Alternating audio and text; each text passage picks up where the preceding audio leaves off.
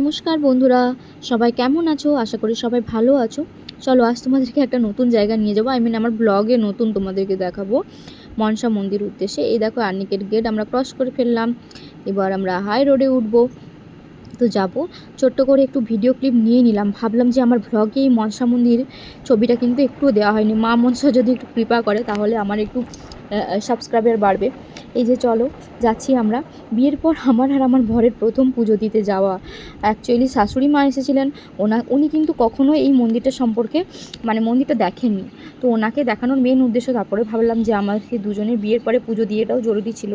তো একটু প্রসাদই কিনে নিলাম ঝুড়িতে করে। দেখতেই পাচ্ছ মায়ের পদ্ম ফুলটা ভীষণই প্রিয়।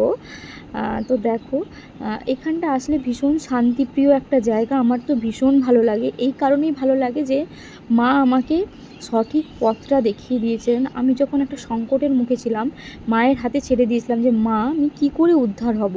মাই তখন কিন্তু সমস্ত পথটা আমাকে খুঁজে দিয়েছিলেন, যে বিপদ থেকে আমাকে উদ্ধার করেছিলেন।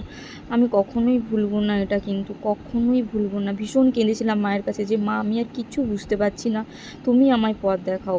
অ্যাকচুয়ালি সেটা বিয়ের আগে। হ্যাঁ, তো এই দেখো একটু ছোট করে আমি চলে এলাম। ব্লগে একটু নিজেকে দেখানোটা জরুরি। কি সুন্দর লাগছে দেখো। মাকে আমার এতটাই এখানে ভালো লাগে যে আমার বারবার আমি আসি এখানে, বারবার পুজো দিতে যাই। আমি নিজের মতো করে পুজো দিই। হ্যাঁ, ভীষণ ভালো লাগে। কেমন লাগছে আমার এই ব্লগটা তোমাদের? আশা করি ভালোই লাগবে। একটু লাইক করে দিও, সাবস্ক্রাইব করে দিও, একটু ঝটপট করে সাবস্ক্রাইব করে দিও। টাটা বন্ধুরা।